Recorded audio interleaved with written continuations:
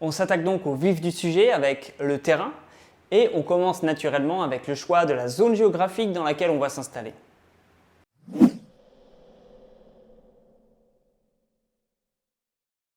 Deux choix alors s'offrent à nous. Le premier, ça va être de s'appuyer sur notre réseau existant. C'est très important puisque ce réseau, ces proches-là, ça va souvent être nos premiers patients. Et comme vous le savez, avec cet effet boule de neige, ces premiers patients vont donc être super importants. Non seulement parce qu'ils vont parler autour d'eux de notre installation, mais aussi parce que ça va être les premières personnes à laisser un avis. D'ailleurs, attention, si vous vous installez loin de vos proches, c'est que vous demandez quand même à tous vos proches de vous laisser un avis, même s'ils ne sont pas passés chez vous. Je parle bien entendu d'un avis Google.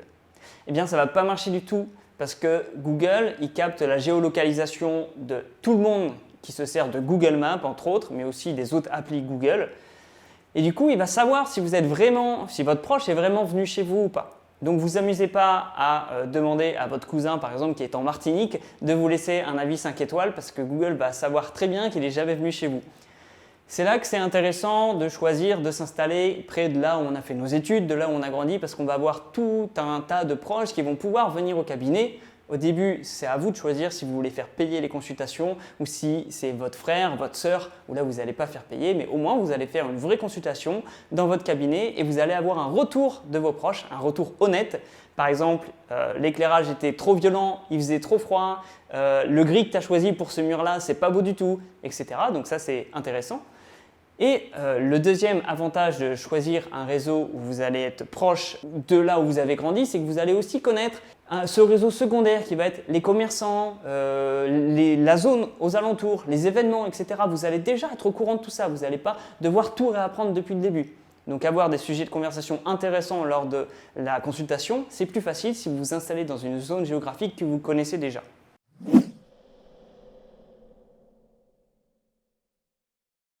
Le deuxième choix qui s'offre à vous, c'est de vous baser sur la démographie ostéopathique.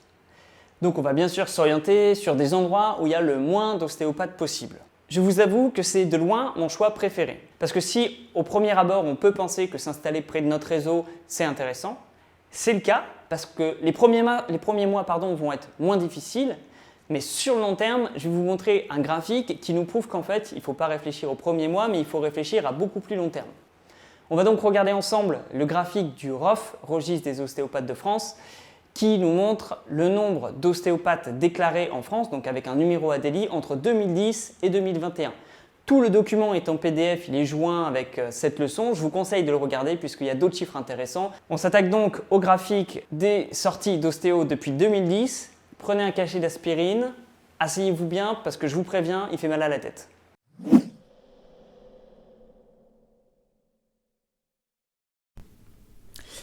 Et voilà ce magnifique graphique qui est bien du ROF, Registre des ostéopathes de France, dont je vais parler à peu près tout au long de la formation et peut-être un peu plus dans la partie administrative. Le ROF a l'avantage de nous fournir régulièrement des chiffres sur les inscriptions au répertoire ADELI en France. Donc ils font carrément un dossier sur la démographie ostéopathique. Et il y a d'autres données qui sont données dans ce dossier-là. Vous voyez, il y a quand même 15 pages. Je vous encourage à aller le consulter. D'ailleurs, je vais le lier avec cette leçon. Alors, qu'est-ce qu'on voit? Ce qu'on voit, c'est écrit en gras ici, une croissance d'environ 200% sur 10 ans. On part de janvier 2010, qui est l'année... en fait, moi, j'ai eu mon diplôme en 2010. On était 11 000 ostéopathes en France, en tout cas enregistrés au répertoire ADELI. Depuis, c'est comme la bourse. Là, c'est beaucoup plus régulier que la bourse. Vous voyez que la courbe est vraiment bien respectée. On a une augmentation qui est très, très, très stable. Vraiment, c'est une courbe presque parfaite. Donc, on a en fait multiplié par 3 le nombre d'ostéos entre 2010 et 2021. Donc, on est passé de 11 000 à presque 35 000. Qui sont enregistrés donc à l'Agence régionale de la santé. C'est donc pour ça que moi, je vous encourage clairement à choisir une zone de densité ostéopathique faible plutôt que de choisir votre réseau. C'est-à-dire si vous vous installez dans une zone qui est relativement déjà saturée, mais que vous dites « je connais du monde », donc ça va m'aider au départ. Le fait de connaître du monde va en effet vous aider au départ, aucun doute là-dessus, c'est ce qu'on vient de voir. Et c'est ce qu'on va voir avec faire venir les premiers patients. Mais en fait, cette courbe-là croissante du nombre de patients au départ qui va être avec une pente assez élevée va très vite s'aplanir puisque vous allez arriver tout simplement, naturellement, à saturation au niveau du nombre de patients potentiels. Si il y a trop d'ostéopathes dans la zone, va falloir non seulement être très bon en communication, va falloir être le meilleur et ça va être beaucoup plus compliqué, va falloir travailler énormément sur votre visibilité, ça va être, voilà. S'il y a énormément de concurrence à côté, puisque c'est ça, hein, c'est de la concurrence là, à ce niveau-là, ça va être difficile de tenir la distance. Donc vous allez avoir un démarrage rapide, mais avec le nombre d'ostéos qui continue à s'installer jour après jour, et vous voyez qu'on est tellement sur une courbe stable que ça peut que continuer à augmenter là, les prochaines années. Pour le moment, il n'y a aucune raison que ça diminue, à moins d'un changement majeur.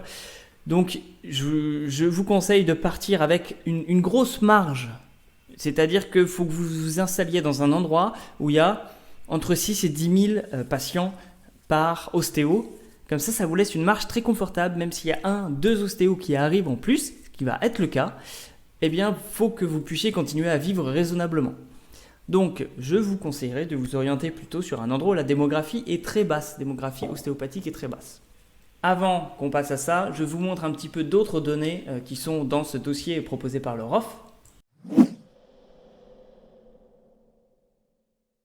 Vous avez densité moyenne sur l'ensemble du territoire français. Donc en 2010, moi je me souviens qu'on nous disait que c'est bien jusqu'à 3500 personnes par ostéopathe. Vous êtes un seuil minimum qui vous permet de bien vivre, que ça se passe bien. Et à l'époque, la moyenne était de 5500. Donc si vous n'étiez pas trop bête et que vous vous installiez dans des zones qui ne sont pas trop concentrées ostéo, c'était très simple de trouver un endroit où il y avait plus de 3500 patients par ostéo.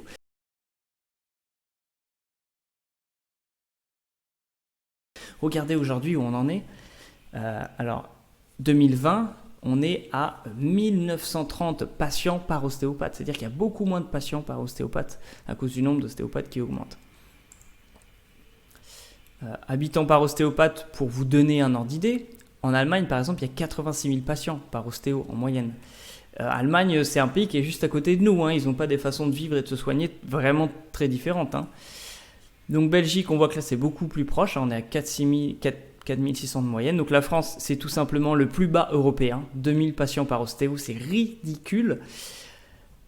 Donc bon, c'est quelque chose qui est très très souvent discuté sur les forums ostéopathiques, sur les différents groupes Facebook ostéopathiques. C'est une problématique que tout le monde sait, que tout le monde connaît, mais pour le moment, il y a toujours des étudiants qui arrivent en grand nombre, donc il n'y a pas de raison que ça change pour l'instant. Royaume-Uni, qui est un des exemples qu'on cite régulièrement puisqu'ils ont une formation ostéopathique qui est très connue, qui est reconnue pour sa qualité et ils ont beaucoup moins d'écoles que chez nous, je crois que c'est 7 écoles au Royaume-Uni et ils ont 14 000 patients par ostéopathe. Densité comparative des pays européens, bon ben voilà. Et en gros il y a la Belgique qui est bas et la France. On voit Monaco aussi, bon voilà, bien sûr, et la Suisse qui est assez bas avec 7000 patients, mais tout le reste en est. Il y a beaucoup plus de patients par ostéopathe. On a tendance à se rapprocher du 50-50 en termes de hommes-femmes, mais pour le moment, il y a toujours un peu plus d'hommes ostéopathes que de femmes. Cela dit, dans ma promotion, je me souviens par exemple, promotion qui a commencé en 2007, on avait plus de filles que de garçons, et je pense que c'est le cas pour la plupart des promos actuels. C'est assez... Voilà, comme vous le voyez, 2014, il y avait 62% d'hommes. 2017, seulement 3 ans après, on est déjà passé qu'à 57%. Peut-être que dans quelques années, il y aura d'ailleurs plus de femmes ostéopathes que d'hommes. La tranche d'âge, au niveau des ostéopathes, on voit que clairement, moi je suis en plein dans le tableau, avec 36% entre 25 et 35 ans. Donc ça, ce sont des nouveaux ostéos. Moins de 25 ans, il y en a très peu, c'est normal, puisque souvent on termine les études à ce moment-là. Donc vous voyez, 25-35 ans, donc tout ça, ce sont des gens qui vont rester longtemps. 25-35 ans, on a encore 25 ans d'ostéopathie devant nous. Donc ça, c'est pas près de diminuer, c'est pas du tout. Les départs à la retraite sont très minoritaires. 3500 personnes qui ont plus de 55 ans, c'est rien du tout. Bon, la répartition, on est majoritairement à être des ostéopathes exclusifs, 62%, donc 2 tiers des ostéos sont ostéos exclusifs. Il y a 1 tiers qui sont kinés. Après, voilà, on passe sur les médecins avec 5% médecins ostéopathes. Voilà. Voilà pour les chiffres principaux. Vous jetez un œil au dossier si vous voulez plus d'informations. On passe donc aux façons de se renseigner sur la démographie ostéopathique.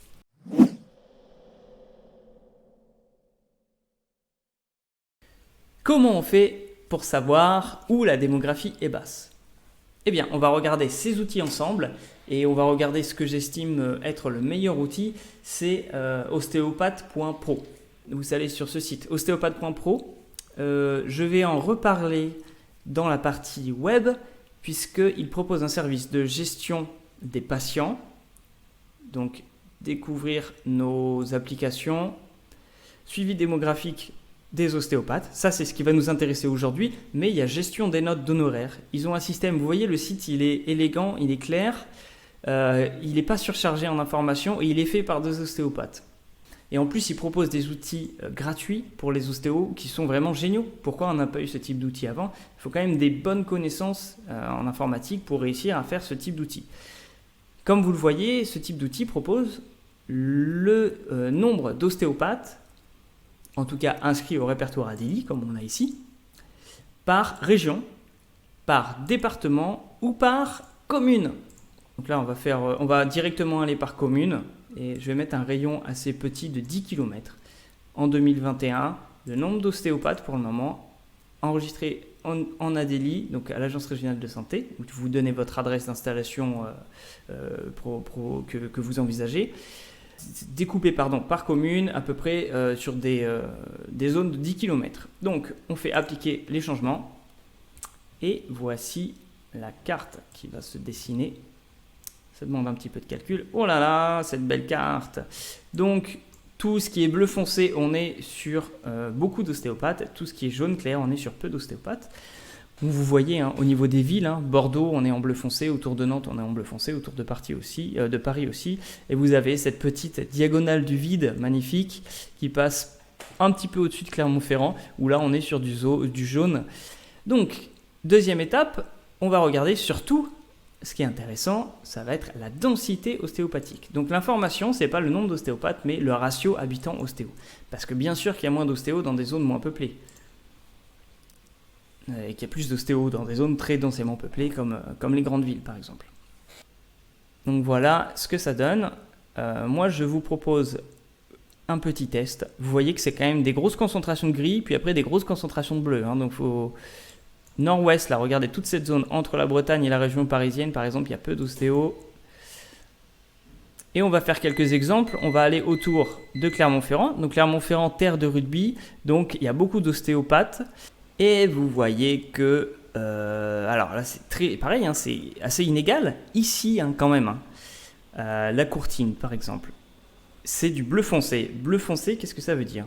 Bleu foncé, on est sur moins de 1300 habitants par ostéopathe. C'est bien ça, je ne vais pas dire de bêtises, oui c'est ça. Donc vous voyez là, on est sur 961 habitants par ostéo. Donc ici, on a une énorme concentration. Imaginons qu'il y ait 3000 habitants à la Courtine, ça veut dire qu'en gros, il y a 3 ostéopathes pour 3000 habitants. À côté de ça, ici, autour de Ausence, on va regarder un petit peu de plus près là-bas, eh bien, il y a toute une zone sans ostéo. Donc, vous voyez, on est entre Limoges et Clermont. J'ai pris cette zone au hasard, mais vous pouvez faire ça dans le nord de la France, dans le sud, peu importe. Le sud-ouest, il n'y a plus beaucoup de zones grises comme ça. Et regardez, Ausence, toutes ces communes n'ont pas d'ostéo, et du coup on va vérifier combien il y a d'habitants pour savoir si c'est viable de s'installer dans cette zone. Donc on va passer sur 0 km, comme ça va nous donner le nombre d'habitants par commune, et ce qui est génial, c'est que hop, vous cliquez ici et vous mettez habitants. Et là, plutôt que de chercher les informations par vous-même, sur Wikipédia ou autre, vous faites appliquer les changements. Donc on est sur 0 km, on est sur commune et on est sur habitants. Donc ce sont des chiffres donnés par l'INSEE et vous imaginez un peu le travail que ça représente de mettre en parallèle le nombre d'ostéos, de les trouver, de les placer par commune et de mettre ça en lien avec les chiffres de lycée par commune où vous avez le nombre d'habitants. Vous imaginez le travail que ça représente. Donc c'est pour ça que je trouve qu'Ostéopathe Pro en fait du gros boulot et ils mettent à jour ça régulièrement d'ailleurs. Et il y a pas, enfin, ils se servent maintenant des données internet de plus en plus pour mettre à jour la carte, que ce soit le plus précis possible. Donc, vous vous souvenez que cette zone, voilà, Ausence, on est là, cette zone, toute cette zone a 0 ostéo. Et là, qu'est-ce qu'on voit? Ozance, quand même, c'est petit, mais 1400 habitants. On ajoute à ça, alors bon, là, on est sur des toutes petites populations, 80, 100, donc là, 500. Et là 400, donc là déjà on est à 1000 habitants avec ces deux-là, 1002, donc là on est à 2000 habitants, et si on ajoute ça, on est facilement à 3000 habitants, et vous voyez ici aussi 500 habitants. Donc toute cette zone-là, s'il y a un ostéopathe qui vient s'installer au milieu là, il a déjà 2000 habitants juste avec ces 3 communes-là, et si on ajoute ça, on est à 3000, et si on fait un cercle encore un peu plus large, on est facilement à 4-5 000 habitants aux alentours. Donc pourquoi pas, ça peut être intéressant, quelqu'un qui a une bonne communication, qui va aller voir, parce que là par exemple, il y a tellement peu d'habitants que vous pouvez être sûr que des clubs de foot, il n'y en a pas un par commune. Donc il y a des gens qui habitent ici qui vont jouer au même club de foot. Donc si vous arrivez à vous intégrer avec le club de foot qui regroupe un petit peu toutes ces communes, eh bien, oula, j'ai monté ma petite fenêtre moi, eh bien vous arriverez à faire parler de vous sur toute la zone. Donc c'est un exemple parmi d'autres, je suis persuadé qu'il y a de meilleurs exemples. Je retourne sur mon petit ratio habitant-ostéo. Ouais, non mais là vous avez vraiment une énorme zone. Et là il y a, du coup ça veut dire que là il y a un ostéo en fait ici, très certainement. Donc vous voyez là il y a un ostéopathe là, mais sinon c'est juste que les gens se concentrent. Donc il y a énormément d'endroits où il y a carrément de la place. Là pareil, regardez toute cette zone sans personne. Donc bon voilà, il faut chercher, il faut trouver des endroits qui vous plaisent, faut voir les possibilités, il faut voir, comme je vous ai dit, pourquoi pas appeler les communes pour savoir quelle est la température dans ce type d'endroit. C'est bien beau de voir cette démographie ici, mais c'est aussi très intéressant de se renseigner sur ce que valent ces personnes au niveau de leur présence web, parce que ça va faire une assez grande différence.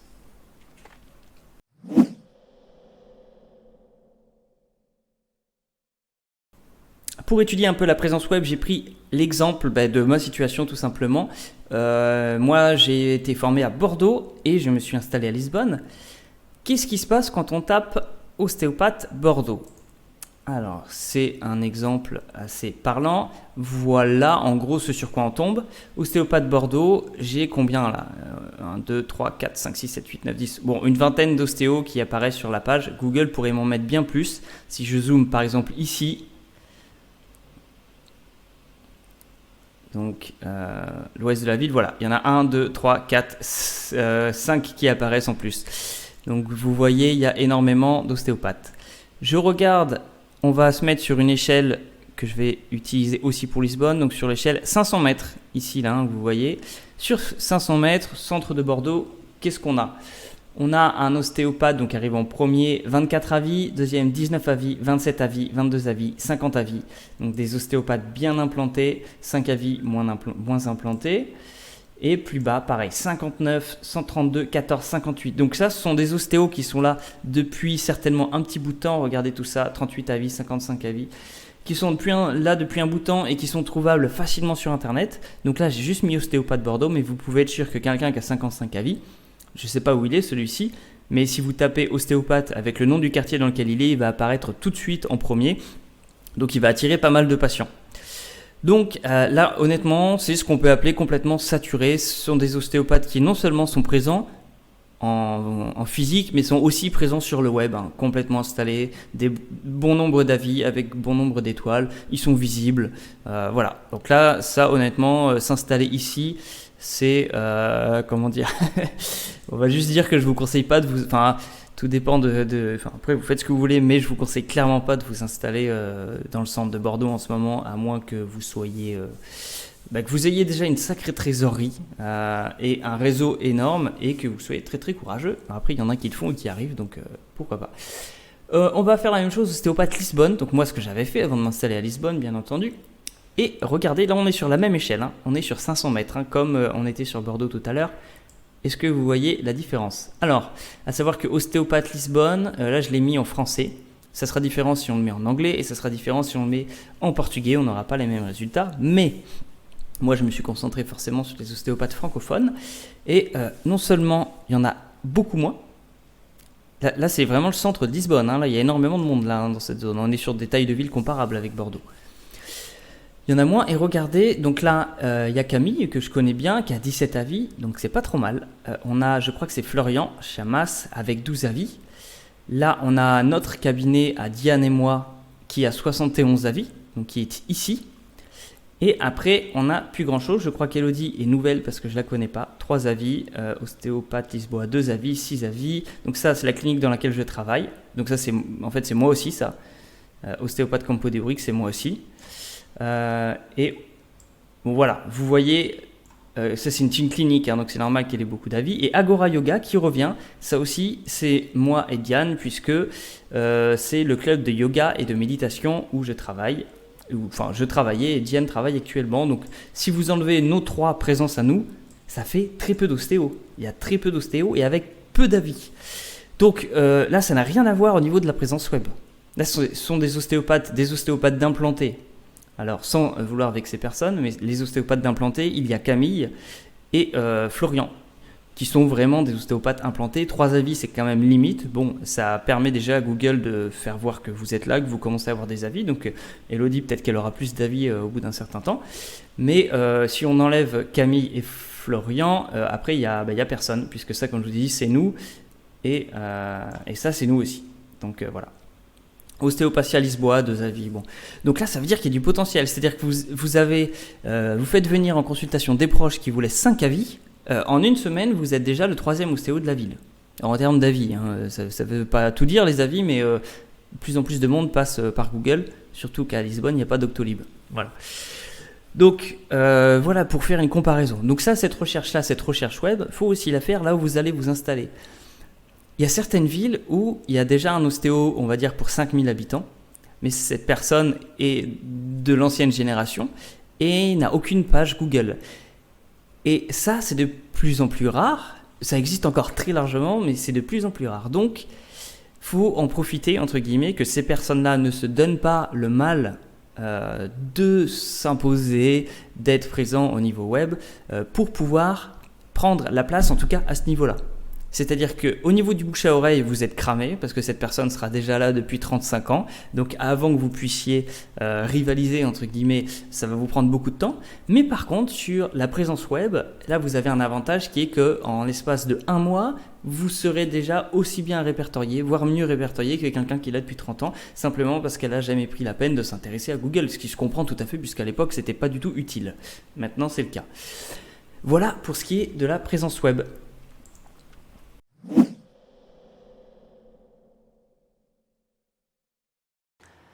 On sort donc devant l'ordinateur pour regarder les facteurs qui vont aussi nous aider à choisir la zone géographique dans laquelle on va s'installer. Et ça va être les clubs de sport qu'il y a là où vous voulez vous installer. Que ce soit dans le quartier, si vous vous installez dans une grande ville, ou tout simplement dans le village, si vous vous installez dans une ville plus petite. Souvent, je vous préconise d'avoir quelques clubs de sport ou quelques sports que vous appréciez qui vont vous permettre d'approcher ces sportifs-là. On va le voir beaucoup plus en profondeur dans la partie se présenter aux confrères et aux clubs sportifs, les clubs de sport. Et vous allez voir qu'en fait, on va se servir d'au moins un club de sport pour avoir nos premiers patients. C'est important donc que vous ayez au moins un sport collectif ou 2 qui vous intéresse dans la zone où vous vous installez. Parce qu'on va essayer de se rapprocher de ces clubs-là. Aussi, vous pouvez vous renseigner au niveau des maisons de retraite. S'il y a des maisons de retraite qui sont ouvertes au niveau de l'ostéopathie, ça peut être un super moyen d'avoir nos premiers patients.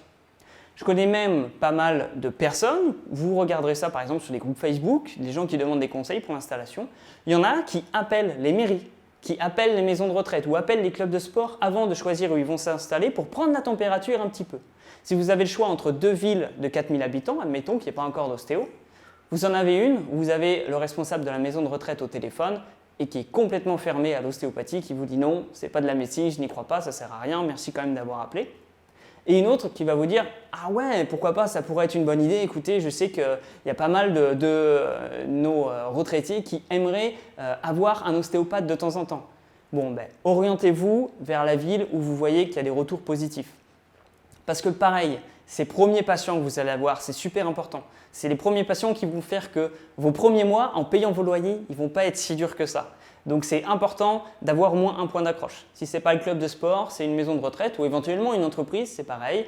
Mais n'hésitez pas à démarcher un petit peu ces structures-là pour avoir le retour avant de choisir où vous installer. Ça peut vraiment être une super indication.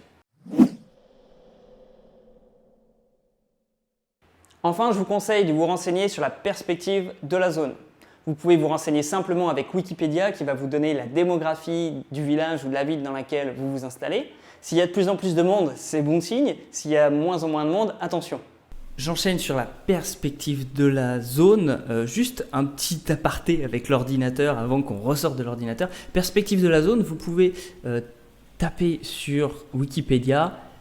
Par exemple, on va prendre, je ne sais pas moi, Saint-Vaury, V-A-U-R-Y. Donc, Y. Alors, voilà. Alors, est-ce que c'est celle-ci? Je ne sais pas. Dans le 23. Eh bien, on regarde Wikipédia et en règle générale, ça vous donne au moins la démographie, la population de la ville et aussi surtout l'évolution de la population.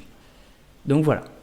Là, on prend à partir de 1999, on était à 1829 habitants, 1990, 2000. 1990, 2000 habitants, donc 9 ans plus tard, 1800 habitants. Ensuite, 2006, ils ont perdu 4 habitants. Et 2016, ils ont perdu 100 habitants de plus. Et là, ils ont encore perdu du monde. Donc, au niveau de l'évolution de la ville, vous avez une indication sur le fait que là, la démographie est en train de descendre. Attention, donc ça, il faut regarder.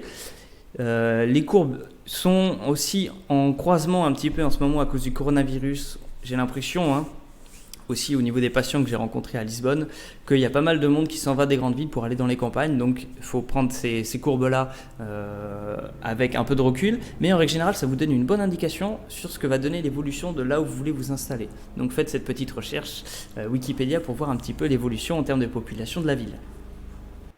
Aussi, vous pouvez vous renseigner au niveau des structures qui vont s'installer. Est-ce qu'il va y avoir de nouvelles infrastructures? Est-ce qu'il y a des investissements? Est-ce qu'il y a un hôpital qui s'installe? Vous pouvez vous renseigner au niveau des commerçants, pourquoi pas, mais vous pouvez aussi vous renseigner au niveau des proches que vous avez dans la zone qui sont peut-être au courant. Pourquoi pas dans ces cas-là aussi appeler la mairie et avoir des informations. Peut-être que pour certains ça va être difficile, mais honnêtement, les informations que vous allez récolter en appelant cette mairie, ça va peut-être vous prendre 20 minutes, le temps d'attente, le temps d'avoir la personne au téléphone et de poser vos questions que vous aurez écrites sur un carnet auparavant. Mais pour les réponses que vous allez avoir, ça va être une orientation qui n'a pas de prix. Donc, faites-le.